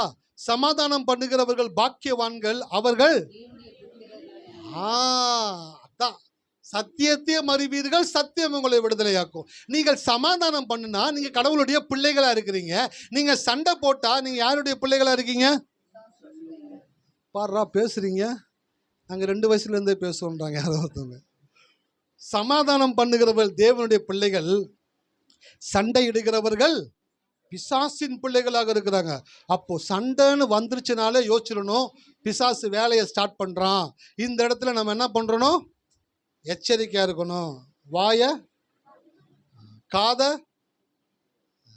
வாயையும் காதையும் மூடிக்கிட்டாலே முக்காவாசி சண்டை வாழ்க்கையில வரவே வராது. நிறைய பேர் என்ன சொன்ன, திருப்பி சொல்லு, அப்படியே எங்க அப்பா பெரிய கொல்லிமலை ரகசியம், ஏதோ போடான்னு சொல்லிட்டாங்க கோபத்தில். வீட்டுக்கார போடான்னு சொல்லிட்டாங்களே, சொல்லுவாங்க. அவர் திருப்பி சொல்லு பார்ப்போம், அந்த வார்த்தையை திருப்பி நீ சொல்ல. அந்த அம்மா சொல்லவே மாட்டாங்க. ஏதோ சொல்லிட்டாங்களே, திருப்பி போய் சொல்லுனா காதை கொட்டி கேட்டுட்டு இருந்தாங்க. அதெல்லாம் வேலை கேட்காது. நான் சொல்கிறேன், காதை மூட வேண்டியதுல காதை மூடுங்க, வாயை மூட வேண்டியதுல வாயை மூடுங்க. சில பேர் முணுமுணுத்துக்கிட்டே இருப்பாங்க. சில ஒய்ஃபாக இருக்கட்டும், சில ஹஸ்பண்டாக இருக்கட்டும், முணு ஏதாச்சும் பேசிக்கிட்டே இருப்பாங்க. நீ அப்படியா, நீ இப்படியா, நீ இது பண்ணி அதை பண்ண, என்ன நல்லா சத்தமாக தான் பேச, என்ன முணுமுணுத்துக்கிட்டே இருக்கிற? அந்த இடத்துல அவங்க முணுமுணுத்தாங்களா? நீங்கள் காது கேட்காத மாதிரி இருந்துருங்க. வாழ்க்கையில் பேச வேண்டிய இடத்துல பேசணும், பேச வேண்டாத இடத்துல பேசவே கூடாது. கேட்க வேண்டியது இடத்துல கேட்கணும். சபையில் வந்தால் கேட்கணும். ஐயா இப்போ எதோ சொன்னீங்களே ஐயா, திருப்பி சொல்லுங்கய்யா. யாராச்சும் கேட்டிருக்கீங்களா? நான் கேட்குறேன் உங்ககிட்ட, புரிஞ்சிச்சா, விளங்குச்சா, நான் சொல்கிறதுக்கு உள்ளே போச்சா? நான் கேட்குறேன். யாராச்சும் என்கிட்ட திருப்பி கேட்டிருக்கீங்களா? ஐயா நீங்கள் சொன்னீங்களே ஐயா, இருதயத்தில் கருவாகி உணர்வுகளால் உருவாகி உணர்ச்சிகளால் ஒலிக்கும் வார்த்தைகளே ஒளியுள்ள வார்த்தைகள். சார் சூப்பராக அற்புதமாக இருந்துச்சு, அது இன்னொரு முறை சொல்லுங்கய்யா. கேட்போன்னு யாராச்சும் கேட்டிருக்கீங்களா? சீக்கிரம் முடிப்பா, வேர்த்து ஊற்றுது. உட்காந்து கேட்குற உங்களுக்கு வேர்க்குதுன்னு எனக்கு எவ்வளோ வேர்க்கும். சீக்கிரம் முடிச்சாருனாக்கா போகலாம். இன்றைக்கி 8:15 முடிப்பான்னு நினைக்கிறேன். மனைவிட்ட சொல்லியிருக்கேன் 8:15 முடிச்சாருனாக்கா நம்ம அப்படியே சீக்கிரம் 8:30 மணிக்கு போயிடலாம். ஆனால் வண்டி போகிற ஸ்பீடை பார்த்தா 8:30 மணி ஆகும் போல், இவர் முடிக்க மாட்டார் போல். பிளான் மாறிக்கிட்டே இருக்குது. நிறைய பேர் உட்காந்து செய்தி கேட்டுட்ருக்கீங்களா? எனக்கு தெரியுது. சில பேர் பிளானை மாற்றிட்டே இருக்கீங்க. இப்போ பிளான் ஏ 8:15, என்ன 8:15 தாண்டி போயிட்டு. பிளான் பி டக்குன்னு பியை மாற்றிடுவாங்க. 8:30 தாண்டிச்சுன்னு வச்சுங்களேன், என்னது ஒரு பிளானும் கிடையாது. போ 8:15 ஒரு பிளானு, 8:30 ஒரு plan. Plan A plan B அது முடிஞ்சு போச்சுன்னா அப்புறம் ஒன்றுமே கிடையாது. நான் சொல்கிறேன், என்னைக்காச்சும் ஒரு நாள் சொல்கிற வார்த்தையை திருப்பி சொல்லுங்கன்னு என்னைக்காச்சும் ஒரு நாள் யாராச்சும் கேட்டிருக்கீங்களா? இனிமேல் ஸ்டார்ட் பண்ண போகிறாங்க அடுத்த வாரத்துலேருந்து. ஐயா திருப்பி சொல்லுங்கய்யா, once more once more once more. Paul பேசுனது அப்படி தான் கேட்டாங்களாம். நீ சொல்கிறது ரொம்ப புதுசாக இருக்குது, திருப்பி சொல்லி கேட்போம் அப்படின்ட்டு பவுல் சொன்னதை கேட்டதா பைபிள் அப்போஸ்தலர் எழுதப்பட்டிருக்கு. ஒன்ஸ் மோர் கேட்டாங்களாம். நான் சொல்கிறேன், சபையில் சொல்கிற காரியங்களை ஒன்ஸ் மோர் கேளுங்க. வீட்டில் கணவர் திட்டும் பொழுது, மனைவி முணுமுணுக்கும் பொழுது ஒன்ஸ் மோர் கேட்காதீங்க. அது ஒன்ஸ் மோர் கேட்டிங்கனாக்கா தலைவலியாகி போயிடும், வாழ்க்கையில் சண்டை வர ஆரம்பிச்சிடும். தேவன் கலகத்திற்கு தேவனாயிராமல் சமாதானத்திற்கு தேவனாக இருக்கிறார். ஆனால் இதை நான் கொஞ்சம் மாற்றி எழுதியிருக்கிறேன். ஐயா வசனத்தை மாற்றலாமையா? மாற்றலாம். ஊழியக்காரங்க அந்த ரைட்ஸை கொடுத்துருக்கிறார் கடவுள். ஊழியக்காரங்களுக்கு அந்த ரைட்ஸை கொடுத்துருக்கிறார். நான் எழுதிட்டு வந்திருக்கிறேன் பாருங்கள். தேவன் கலகத்திற்கு தேவனாக இராமல் சமாதானத்திற்கு தேவனாக இருக்கிறார் என்று வேதம் சொல்கிறது. நான் என்ன எழுதியிருக்கிறேனாக்கா, தேவன் தாமதத்திற்கு தேவனாக இராமல் தேவன் துரிதத்திற்கு தேவனாக இருக்கிறார். ஹல்லேலூயா. The God is not a God of delay. The God is God of instant. இமீடியட்டா உடனே ஒரு காரியத்தை செய்ததுதான் நம்ம தேவன் சிறந்தவராக இருக்கிறார். ஹல்லேலூயா. எத்தனை பேர் இருக்கிறீங்க? டிலே, தாமதம் என்ற வார்த்தை தேவனுடைய தொடர்பு இல்லாத ஒரு வார்த்தை. அந்த தாமதம் என்ற வார்த்தை பிசாசோடு கூட தொடர்புடையது. ஏன்னாக்க உங்க வாழ்க்கையில நல்ல காரியங்கள் நடக்கக்கூடாது, தாமதமாகணும் என்று நினைக்கிறவன் பிசாசு மாத்திரமே. நீங்கள் நினச்சிக்கிட்டு இருக்கீங்களா உங்கள் சொந்தக்காரங்க ரொம்ப மோசமானவங்க, உங்கள் பக்கத்து இருக்காரங்க ரொம்ப மோசமானவங்க, உங்கள் கூட வேலை பார்க்குறவங்க மோசமானவங்க, அவங்கள காட்டிலும் ஒஸ்டான ஒரு ஃபெலோ இருக்கிறான் அப்படின்னாக்க அவன் தான் பிசாசு. அவன் உங்களுக்கு எந்த நல்லதும் சீக்கிரத்தில் நடந்து விடக்கூடாது, அதை எப்படியெல்லாம் டிலே பண்ணலாம், அதை எப்படியெல்லாம் தாமதமாக்கலாம் என்று சொல்லி பிசாசு யோசிச்சுக்கிட்டே இருப்பானா. அவன் யோசிக்கிறவன் என்ன பண்ணுவானாக்க, உங்களுக்குள்ள சந்தேகத்தையும் அவிவிசுவாசத்தையும் பயத்தையும் போட்டு கடவுள் நல்லவர் என்பதை யோசிக்கிறத விட்டுட்டு என்ன கெட்டதெல்லாம் வாழ்க்கையில் நடக்குன்றதை உங்களுக்கு சிந்திக்க வச்சுக்கிட்டே இருப்பான். ஏன்னாக்க நீங்கள் எவ்வளவாய் தவறான காரியங்களை சிந்திக்கிறீங்களோ அவ்வளவாய் உங்களுக்கு வர வேண்டிய நன்மைகளை அவன் டிலே பண்ணி வச்சுக்கிட்டே இருப்பான். ஹல்லேலூயா. எத்தனை பேர் கவனிக்கிறீங்க? அப்ப பிசாஸ் யாருனாக்க தாமதத்திற்கு தேவனா இருக்கிறான். தேவன் யாருனாக்க துரிதத்திற்கு தேவனா இருக்கிறார். அப்படின்னா the God of instant, இமீடியட்டா ஒரு காரியத்தை செய்யறதுல தேவன் சிறந்தவராக இருக்கிறார். ஹல்லேலூயா. எத்தனை பேர் இருக்கிறீங்க? ஆமா, நான் சொல்றேன், உங்க வாழ்க்கையில தாமதிக்கிற காரியங்கள் எல்லாமே தேவனால் தாமதிக்கல. இன்னைக்கு ஒரு வெளிப்பாடை பெற்றுக்கொண்டு போங்க. வீட்டுக்கு போகும் பொழுது உங்கள் வாழ்க்கையில் தாமதிக்கிற சுகமாக இருக்கட்டும், ஆசீர்வாதம் இருக்கட்டும், உயர்வாக இருக்கட்டும், எல்லாவற்றையும் பிசாசு தான் டிலே பண்ணிக்கிட்டே இருக்கிறான். அவன் எப்படி டிலே பண்ணுறானாக்க, உங்கள் மனதில் புகுந்து உங்களை நல்ல காரியங்களை சிந்திக்க விடாமல், சுகத்தை சிந்திக்க விடாமல், ஆசீர்வாதத்தை சிந்திக்க விடாமல், கவலையையும் பிரச்சனையும் நோயையும் குறித்து சிந்திச்சு நீங்கள் கடவுளை விட்டு தூரமாய் உங்களை இழுத்து கொண்டு போகிறான்.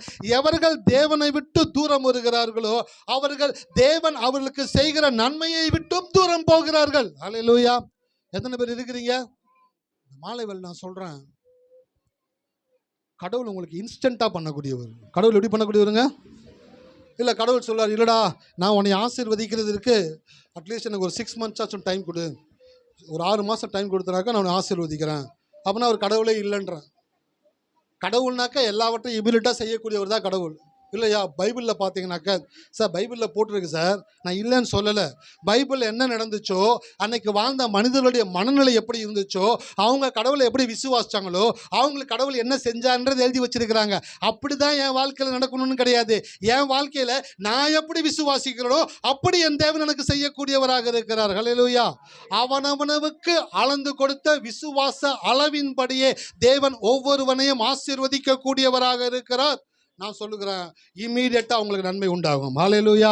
எத்தனை பேர் இருக்கிறீங்க? கடவுள்னாக்க இன்ஸ்டண்டா பண்ணக்கூடியவர். போயிட்டு வாப்பா, ஒரு 6 மாதம் சென்று வாப்பா, நான் ஏதாச்சும் பார்த்து வைக்கிறேன், ஒரு வருஷம் டைம் கொடு, எப்படியாச்சும் நான் அவனை ஆசீர்வதிச்சிடறேன். சார் அவர் கடவுளே இல்லை சார்.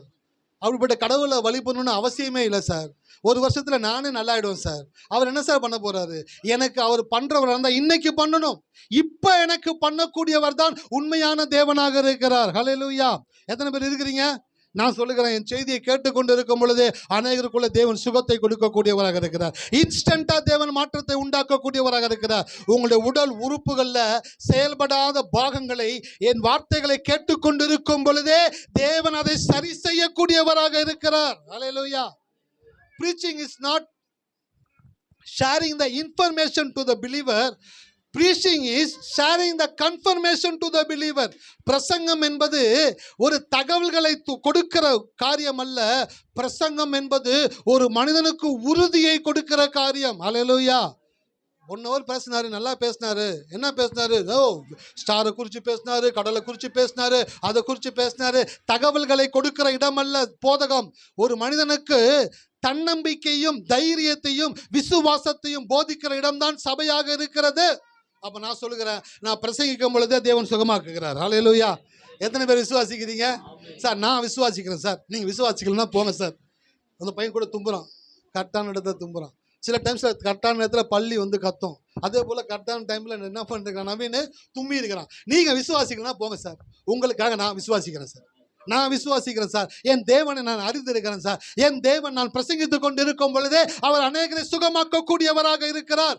இப்பொழுதே அவர் செய்தவரும் அவர் செய்ய போகிறவரும் அல்ல, அவர் செய்கிறவராக இருக்கிறார். இப்பொழுதே அவர் செய்யக்கூடியவராக இருக்கிறார். நான் நம்புற கடவுள் பெரியவர் சார். அவரை உங்களுக்கு நான் அறிவிச்சுக்கிட்டு இருக்கிறேன். பாருங்க, எனக்கு நான் கேட்டதை நான் உங்ககிட்ட சொன்னா அது இன்ஃபர்மேஷன். நான் அனுபவிச்சதை உங்ககிட்ட சொன்னா அது கன்ஃபர்மேஷன். ஹல்லேலூயா. எத்தனை பேர் இருக்கீங்க? அப்போ ஊழியக்காரங்க வந்து இன்ஃபர்மேஷனை ஷேர் பண்ணக்கூடாது. நான் அதை கேட்டேன், நான் இதை கேட்டேன், எனக்கு அது தெரியும், எனக்கு இது தெரியும். இன்ஃபர்மேஷனை கொடுக்கறது கிடையாது, கன்ஃபர்மேஷனை கொடுக்கறது தான் பிரசங்கம். அப்படி என்றால் நான் அனுபவித்த ஒன்று, நான் கேட்ட ஒன்று அல்ல, நான் அனுபவித்த ஒன்றை உங்களிடத்துல பேசுகிறேன். அதான்ப்பா புதிய ஏற்பாடு காலத்தில் எழுதுறாங்க நிருபங்கள்ல, நாங்கள் கண்டு, நாங்கள் தொட்டு, நாங்கள் பார்த்து, நாங்கள் அனுபவித்தவைகளை குறித்து எழுதுகிறோம். ஹல்லேலூயா. சார் எப்படி பேசுறாங்க பாருங்க சார். நாங்க கேட்டதை சொல்லல, நாங்க பார்த்ததை, நாங்க தொட்டதை, நாங்க அனுபவிச்சதை உங்களுக்கு பேசுறோம், உங்களுக்கு எழுதுறோம். அவர் தேவனுடைய குமாரன். நான் சொல்லுகிறேன், இந்த மாலை வேளையில், இந்த இரவு வேளையில் கர்த்தர் அநேகரை தெய்வீக சுகத்தினாலே தொடுகிறார். ஹல்லேலூயா.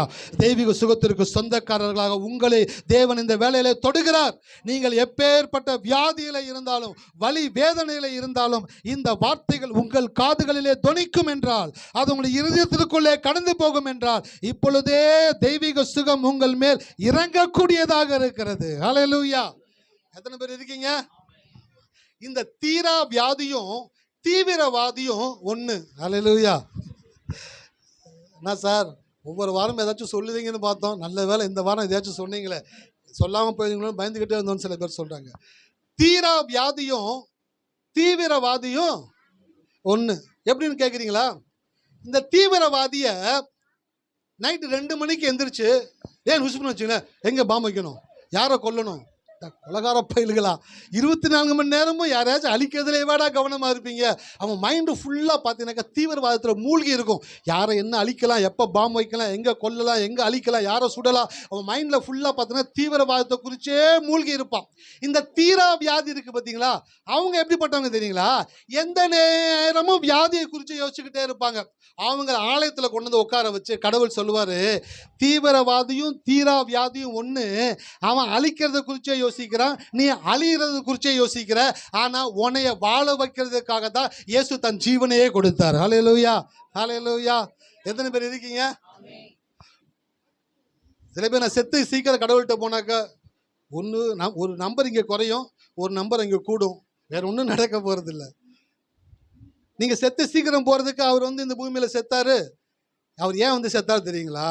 அவரை நம்புகிற ஒவ்வொரு மனிதனும் பூரண ஆயுசோடு கூட, தீர்க்க ஆயுசோடு கூட, ஆரோக்கியத்தோடு கூட, ஆசீர்வாதத்தோடு கூட, தேவனுக்கு சாட்சியாக பல வருடங்கள் இந்த பூமியில வாழ்ந்து, சார் இந்த இயேசு நல்லவர் சார் அப்படின்னு சொல்லக்கூடிய விதத்திலே நீங்கள் வாழ வேண்டும் என்பதற்காக தான் இயேசு இந்த பூமியில உயிரை விட்டார். அல்லேலூயா. இயேசு ஏன் செத்தாரு? என் பாவத்துக்காக, சாபத்துக்காக, நான் நரகத்துக்கு போகக்கூடாது என்பதற்காக இயேசு செத்தாரு. அதனால் நான் செத்து வேகமாக போகிறது விஷயம் கிடையாது. நான் உயிரோடு இருந்து என் தேவன் ஜீவன் உள்ளவர் என்பதை நிரூபிக்க வேண்டும். தீரா வியாதியும் தீவிரவாதியும், ஆமாம், வியாதியை குறித்து யோசிக்கவே கூடாது. வியாதியை குறித்து யோசிக்கவே கூடாது. சுகத்தை குறித்து யோசிங்கன்றேன். என்னைக்காவது சுகத்தை குறித்து யோசிச்சிருக்கீங்களா? பார்க்குறவங்கள்ட்டெல்லாம் என்ன பேசுறீங்க? விட கொஞ்சம் மோசமாக தான் இருக்குது, கடவுளை நம்புகிறேன், பார்ப்போம் என்ன செய்கிறான்னு தெரியல, கொஞ்ச நாள் தள்ளுவோம், அப்படியே எல்லாம் நெகட்டிவ்.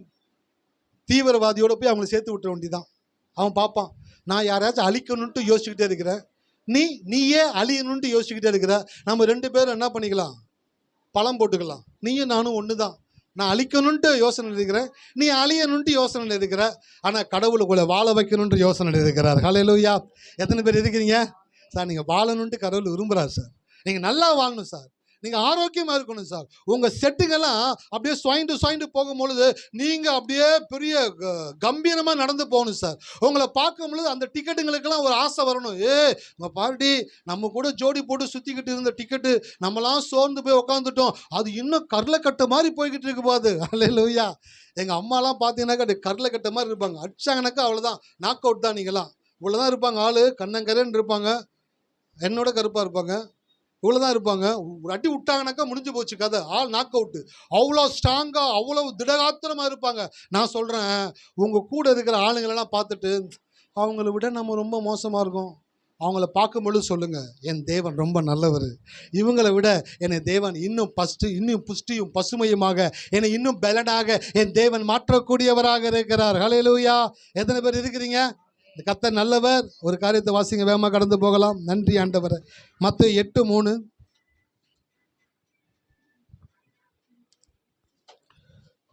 எல்லாரும் எடுத்துக்கங்க. 8:3. இயேசு தமது கையை நீட்டி அவனை தொட்டு எனக்கு சித்தம் உண்டு சுத்தமாகு என்றார். இது யாரை பார்த்து சொன்னாரு? ஒரு குஷ்டரோகி இயேசு கிட்ட கேட்கிறான். முதல் வசனம், அவர் மலையிலிருந்து இறங்கின போது திரளான ஜனங்கள் அவருக்கு பின் சென்றார்கள். அப்போது குஷ்டரோகி ஒருவன் அவரை பணிந்து, ஆண்டவரே உமக்கு சித்தமானால் என்னை சுத்தமாக்க உம்மால் ஆகும் என்றான். இயேசு தமது கையை நீட்டி அவனை தொட்டு எனக்கு சித்தம் உண்டு சுத்தமாகு என்றார். அதோட அந்த வசனத்தை முடிச்சிருந்தா பரவாயில்ல. உடனே குஷ்டரோகம் நீங்கி அவன் எப்ப சுத்தமானா? உடனே. எல்லாரும் சொல்லுங்களேன், உடனே, இன்ஸ்டன்ட், இம்மீடியட்டா, உடனே. அதுதான் சார் கடவுள். எனக்கு பிடிச்ச கடவுள் அவர் தான் சார். எனக்கு பிடிச்ச கடவுள் நான் போய் கேட்ட உடனே, என்னடா நீ குஷ்டரோகம் ஸ்டார்டிங் ஸ்டேஜில் வந்திருந்தா கூட பரவாயில்ல, சுகமாக்கிருக்கலாம், ரொம்ப முத்தி போய் வந்திருக்குதப்பா, ரொம்ப ஆள் ஒடிஞ்சு போயிட்டியே, ரொம்ப எக்ஸ்ட்ரீம் லெவலில் வந்திருக்கிறியே, இதுக்கு அட்லீஸ்ட் ஒரு 40 நாள் ஃபாஸ்டிங் போட்டு ஜபம் பண்ணி அதுக்கப்புறம் எண்ணெய் பூசி அதுக்கப்புறம் உனக்கு சரி பண்ணாதான் சரி பண்ண முடியும்னு சொன்னார்னா அவர் கடவுளே இல்லைன்ற. அல்லேலூயா. அவர் கடவுள்னாக்கா தொட்ட ஒன்று சுகமாகணும். அவர் தான் கடவுளாக இருக்கிறார். அவர் தான் தேவனுடைய குமாரனா இந்த பூமியில வெளிப்பட்டார். நான் சொல்லுகிறேன், குஷ்டரோகியை தொட்டு உடனே அவன் சுத்தமானான். ஹல்லேலூயா. இந்த வசனத்தெல்லாம் பைபிளில் படிக்கும் பொழுது அப்படியே வேகமாக ஓடக்கூடாது, நிறுத்தி படிக்க வேண்டிய வசனம் இதெல்லாம். இயேசு தமது கையை நீட்டி அவனை தொட்டு எனக்கு சித்தம் உண்டு சுத்தமாகு என்றார். உடனே குஷ்டரோகம் அவனை விட்டு நீங்கிற்று. உடனே. வார்த்தை உடனேன்ற வார்த்தையை நோட் பண்ணிக்கோங்க. உடனே. நான் சொல்கிறேன், உங்கள் கடவுள் எப்படிப்பட்டவன்றது தெரிஞ்சுக்கோங்க.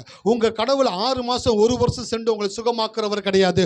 உங்கள் கடவுள் நீங்கள் விசுவாசித்த உடனே, அவருடைய பிரசன்னம் உங்கள் மேல் பட்ட உடனே நீங்கள் சுகமாக கூடியவர்களாக இருக்கிறீங்க. ஏன் தெரியுங்களா? இந்த சுகம் மருத்துவ சுகம் அல்ல, இது தெய்வீக சுகம். ஹல்லேலூயா. தெய்வீக சுகம். தேவன் விரும்புகிறபடி செய்யக்கூடியவராக இருக்கிறார். என்னுடையதை என் இஷ்டப்படி கொடுக்கிறதற்கு எனக்கு உரிமை இல்லையா? நான் தயாளனாக இருக்க நீ வன்கண்ணனாக இருக்கலாமா என்று கேட்கிறார். அவர் தயாளனாக இருக்கிறார். அவர் என்ன நினைக்கிறாரோ அதை அவர் செய்யக்கூடியவராக இருக்கிறார். ஹல்லேலூயா. எத்தனை பேர் இருக்கிறீங்க? தொட்ட உடனே. அடுத்த வசனத்தை வாசிங்க. 8:13. 8:13. பின்பு இயேசு 100க்கு அதிபதியை நோக்கி, நீ போகலாம், நீ விசுவாசித்தபடியே உனக்கு ஆகக்கடவது என்றார். அந்த நாளிகையிலே அவன் வேலைக்காரன் சொஸ்தமானான். இங்கே பாருங்க, ஒரு 100க்கு அதிபதி, 100 பேருக்கு தலைவன், அவன் வீட்டில் இருக்கிற வேலைக்காரன் சுகம் இல்லாமல் இருக்கிறான். இயேசு கிட்ட வந்து கேட்குறான், ஐயா என் வேலைக்காரன் வீட்டில் சுகம் இல்லாமல் இருக்கிறான், ஐயா நீங்க வந்து அவனை தொட்டு சுகமாக்கணும் அப்படின்னு சொல்லி கேட்கல. நீர் ஒரு வார்த்தை சொன்னால் என் வேலைக்காரன் சொஸ்தமாவான்னு சொல்ல. இயேசு ஆச்சரியப்படுறார். யாரா இவன்? இந்த பீஸை நம்ம பார்த்ததே இல்லையே. சில கல்யாணத்தில் போனாக்க லெக் பீஸ் வரும், லெக்கு மட்டும் தான் இருக்கும், அதில் கறியை. ஏசு சொல்ற, இந்த பீஸை நான் பார்த்ததே இல்லையே, ஏரியாவில் எங்கே சுற்றிக்கிட்டு இருந்தார், இந்த லெக் பீஸ் நல்லா இருக்குது, இந்த பீஸ் சொல்கிறது நல்லா இருக்குது. இந்த பீஸ் என்ன சொல்லுதுனாக்க, நீர் வந்து சுகமாக்க தேவையில்லை, நீர் சொன்னால் என் வேலைக்காரன் சொஸ்தமாவான்னு சொன்னான். சொல்லிட்டு வீட்டுக்கு போகிறான், வேலைக்காரன் சொஸ்தமாக இருக்கிறான். அவங்ககிட்ட கேட்குறாங்க, எப்போ இவன் சரியானா? அதாவது பார்த்தீங்கன்னாக்கா ஒரு மத்தியானம் ஒரு 3 to 3:30 மணிக்கிட்ட. ஓகே விடு. என்ன சார், அப்போ தாண்டா நான் இயேசுவை பார்த்து ஒரு வார்த்தை சொன்னேன், நீர் ஒரு வார்த்தை சொன்னார் என் வேலைக்காரன் சொஸ்தமாவான்னு. இயேசு சொன்ன உடனேயே அங்க இருக்கிறவனுக்கு அற்புதம் நடக்கல, பல கிலோமீட்டர் தள்ளி இருக்கிற ஒருத்தனுக்கு இயேசு சொன்ன வார்த்தை அற்புதம் செய்தது. ஹல்லேலூயா. நான் சொல்லுகிறேன், இந்த இடத்துல நின்று நான் பேசிக்கொண்டிருக்கிறேன், இதை வீடியோ மூலமா யூடியூப் மூலமா யாரு பார்க்குறாங்களோ அவங்க அதை கேட்கும் பொழுதே தேவன் சுகமாக்க கூடியவராக இருக்கிறார். ஹல்லேலூயா. எத்தனை பேர் இருக்கீங்க? சார் அந்த கடவுள் எனக்கு ரொம்ப பிடிச்சிருக்கு சார், இவர் எனக்கு பிடிச்சிருக்கு சார், இவர் உடனே செய்யக்கூடியவர் சார், தாமதிக்கிறவர் அல்ல சார், இவர் உடனே இன்ஸ்டன்டா ஒரு காரியத்தை செய்யக்கூடியவராக இருக்கிறார் சார். இன்னொரு வசனத்தை வாசிங்க, வேகமா முடிக்கலாம். 8:15. அவர் அவளை கையை தொட்ட உடனே ஜுரம் அவளிடம் நீங்கிட்டு. 14 வசனம். 14. இயேசு பேதுருவின் வீட்டிலே வந்து அவன் மாமி ஜுரமாய் கிடக்கிறதை கண்டார். இயேசு பேதுருவின் வீட்டிலே வந்து மாமி ஜுரமாய் கிடக்கிறதை கண்டார். ஏதோ வந்தா ஒரு டீ தண்ணி போட்டு கொடுக்கும், ஒரு சுடு தண்ணி வச்சு கொடுக்கும்னு பார்த்தா மாமியார் என்ன படுத்திருக்கு? ஹை ஃபீவரில் படுத்திருக்கு. ஜுரம் ஹை ஃபீவரில் படுத்துருக்குது. பேதுரு பார்க்குற, ஐயோ தலைவர் வர வீட்டுக்கு கூட்டிகிட்டு வந்துட்டோம், இந்த அம்மா ஏதாச்சும் சுடுதண்ணி வச்சு கொடுக்குன்னு பார்த்தாக்கா இது சுருட்டு போய் படுத்து கிடக்குது, என்ன பண்ணுறது தெரியலையா அப்படின்னு சொல்லிட்டு இயேசுவை பார்க்குறான். இயேசு என்ன பண்ணுறாரு பாருங்க, அவள் கையை தொட்ட உடனே ஜுரம் அவளை விட்டு நீங்கிட்டு. 1 or 2 ஹை ஃபீவரில் இருக்கிறா. ஒரு இன்ஜெக்ஷன் போட்டால் கூட ஒரு 10-15 நிமிஷம் ஆகும், ஒரு மாத்திரை போட்டால் கூட நைட்டு தாண்டணும், நைட்டு தாண்டினா அடுத்த நாள் காலைல நல்லா இருக்கும். ஆனால் இந்த இயேசு எவ்வளோ தெய்வீக சுகத்தை கொடுக்குறாரு பாருங்க. அவர் தொட்ட உடனே ஜுரம் அவளை விட்டு பட்டுன்னு வேர்க்குது, சிவ்வுன்னு வேர்த்து ஜம்முன்னு எந்திரிச்சு உட்காந்து கட்டக்கட்டு மீன் குழம்பு வைக்க ஆரம்பிச்சிட்டா. ஹல்லேலூயா. எத்தனை பேர் நீங்கள் மீன் குழம்பு சாப்பிட்டீங்க வீட்டில்? யார் கையும் தூக்கலை, வச்சவங்க கை தூக்கலை, கேட்டுற போகிறோமோன்ட்டு. சாப்பிட்டவர் சொல்லிட்டாரு, மீன் குழம்பு சாப்பிட்டோன்னு சொல்லிட்டாரு.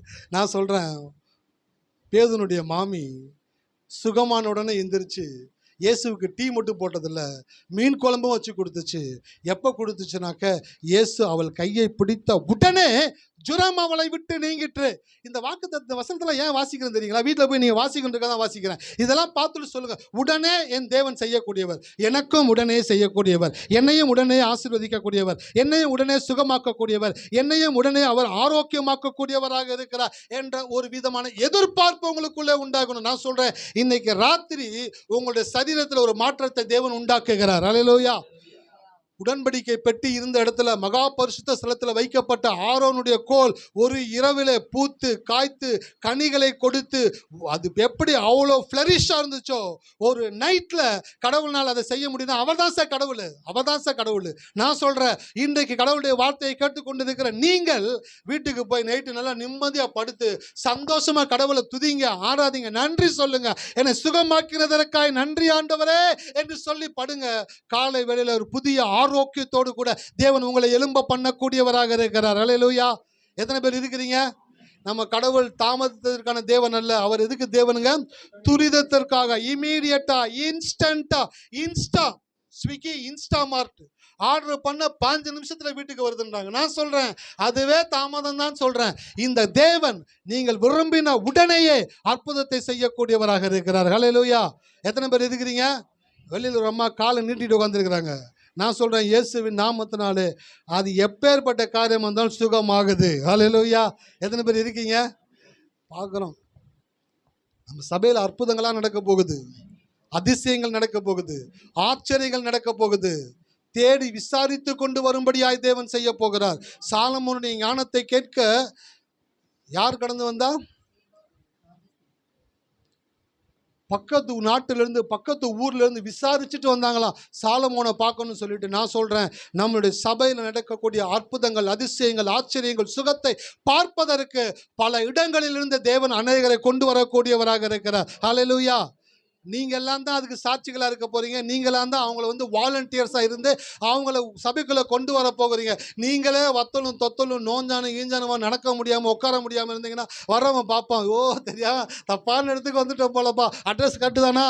நான் MS முத்துநகர் தண்ணி டேங்க்குக்கு பக்கத்துலன்னு சொன்னாங்க. என்ன சார் இங்கே வந்தாக்க ஆல்ரெடி எல்லாம் டபக்குன்னு போய்கிட்டு இருக்குது, இங்கே போனால் சுகம் கிடைக்குமா அப்படின்னு நினைக்கக்கூடாது. MS முத்துநகர்கிட்ட வந்த உடனே அந்த வைப் உண்டாகிடணும், அந்த ஃபீல் உண்டாகிடணும். நம்ம சபை மக்களை பார்க்கும் பொழுது, உங்களை பார்க்கும்போது அவங்களுக்கு நம்பிக்கை வரணும். ஜெய் இத்தனை வயசு ஆயிடுச்சு, இந்த அம்மாவுக்கு ஒரு 60-70 வயசு இருக்கும் போல என்ன ஸ்ட்ராங்காக இருக்குது. பாகுபலியில் அந்த சிலையை தூக்கிட்டு போகிற மாதிரி ட்ரம்மை தூக்கிட்டு போகுதப்பா, தண்ணி கொடுத்த தூக்கிட்டு போகுதப்பா. ஆச்சரியப்படணும். அம்மா அந்த சபை எங்கேம்மான்னு கேட்டுட்டு வருவாங்க. நீங்கள் சொல்லணும், ஏய் டா பயல கண்ணு தெரியாதவன, இதாண்டா சபை, இதுக்குள்ள போ. இங்க வந்தனா சுகமாக்கப்பட முடியாத வியாதிகள் எதுவாக இருந்தாலும் அவருடைய பிரசன்னத்தினாலே சுகமாகும். ஹல்லேலூயா. நான் உங்களுக்கு ஒரு கன்ஃபர்மேஷனை கொடுக்குறேன். இந்த தேவன் உடனே செய்யக்கூடியவர், உடனே உங்களை சுகமாக்கக்கூடியவர், உடனே உங்களுடைய தலையெழுத்தை மாற்றி எழுதக்கூடியவராக இருக்கிறார். இந்த தேவன் நல்லவர். அவர் உங்களுக்கு தெய்வீக ஆரோக்கியத்தையும் ஆசீர்வாதத்தையும் கொடுக்கக்கூடியவராக இருக்கிறார். கண்களை மூடுவோமா. நன்றி செலுத்துகிறோம் தகப்பனே. இந்த மாலை வேளையில எங்களுக்கு மிகுந்த ஒரு மன மகிழ்ச்சியை நீர் கொடுத்திருக்கிறீர் ஆண்டவரே. Yes, we are not going to get the information, we are receiving the confirmation. நாங்கள் தகவல்களை பெறும்படி வரவில்லை, நாங்கள் உறுதிப்பாட்டை பெறும்படியாய் வந்திருக்கிறோம். ஊழியக்காரர் மூலமா நீ பேசின ஒவ்வொரு உறுதிப்பாட்டிற்காகவும் நன்றி ஆண்டவரே.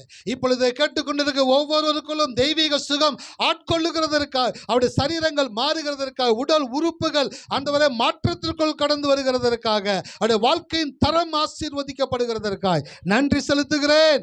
ஒவ்வொரு மக்களையும் மனதார ஆசீர்வதி. இயேசுவின் நாமத்தில் ஜெபிக்கிறோம் பிதாவே.